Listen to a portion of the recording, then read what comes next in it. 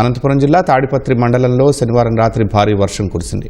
బుగ్గా గ్రామం వద్ద రాత్రి కురిసిన భారీ వర్షానికి పాత రోడ్డు తెగిపోవడంతో నిర్మాణంలో ఉన్న జాతీయ రహదారిపై వెళుతున్న లారీ ఇరుక్కుపోయింది.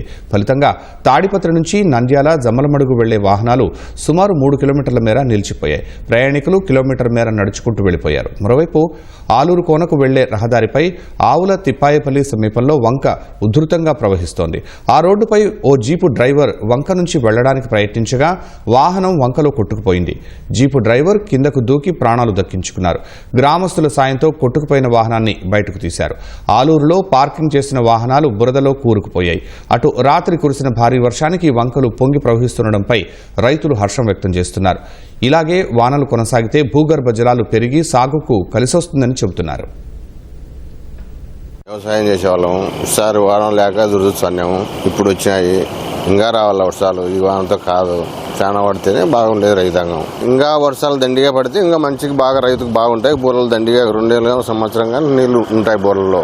ఈ వానలు అయితే ఉండవు, ఇంకా పడాలి వర్షాలు. ఇంకా అది రైతాంగం బాగుంటుంది. రైతులు వర్షం కోసం చాలా ఎదురు చూస్తున్నారు. ఇదే వర్షం ఇట్లా కంటిన్యూ అయితే బోర్లకు చాలా నీళ్లు పెరగడానికి, నెక్స్ట్ వేయబోయే పంటలకు చాలా అనుకూలంగా ఉంటుంది. తాగునీటి సమస్యతో చాలా ఇబ్బంది పడుతున్నారు. ఈ వర్షం వలన నీళ్లు బోర్లకు ఎక్కుతాయి. తాగునీటికి కానీ దానికి ఎటువంటి ఇబ్బంది ఉండదు. మంచి వర్షం, ఇంకా ముందు మంచి వర్షాలు వస్తే రైతులు చాలా ఆనందంగా ఉంటారు. ఇదంతా ఇట్లే వంకలు కంటిన్యూ అయితే బోర్లకు నీళ్ళు వస్తాయి. రెండో పంట పెట్టుకోవడానికి ఆస్కారం ఉంటుంది.